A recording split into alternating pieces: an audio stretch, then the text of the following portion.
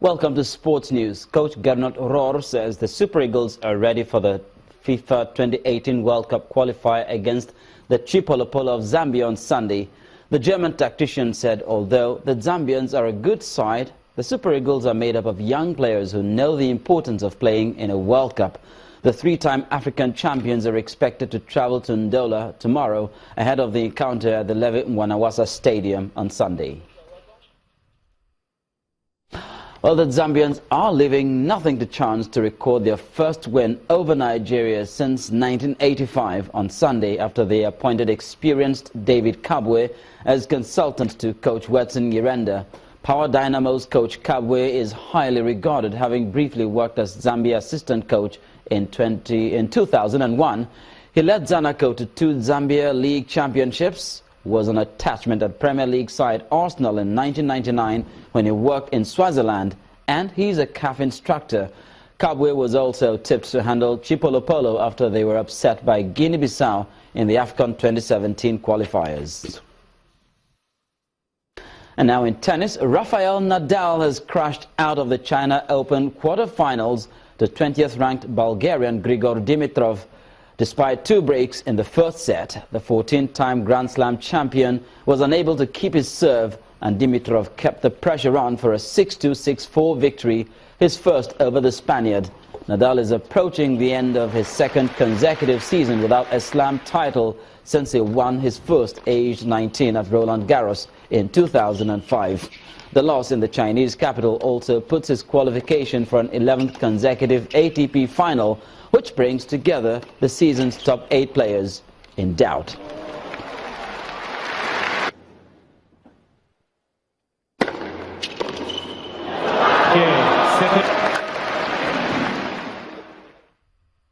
The mighty fallen there. Meanwhile, world number 2 Andy Murray overcame fellow Briton Kyle Edmonds 7-6, 6-2 to make the China Open semi-finals. Murray came through an even first set via a tie-break, but found himself a breakdown early in the second.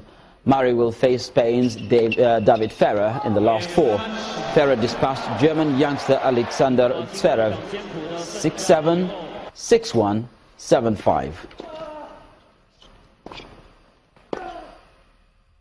That's where we ace it on Sports News, and it's back to Ijoma with the rest of the news at 10.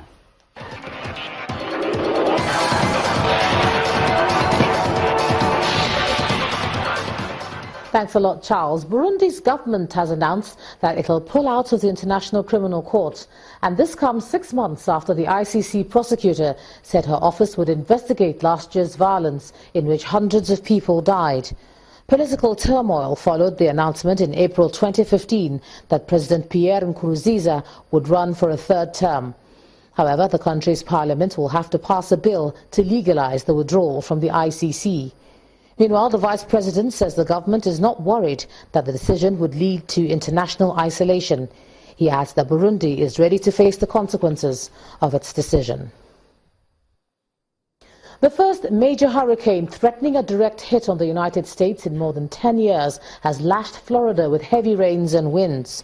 Hurricane Matthew is packing gusts of 70 miles per hour and heavy downpours across coastal communities in Florida as it moves parallel to and just offshore of the east coast of Florida.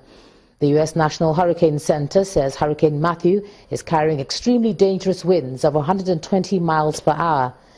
Few storms and winds as powerful as Matthew have struck Florida, and the U.S. National Weather Service says the storm could be the most powerful to strike in 118 years.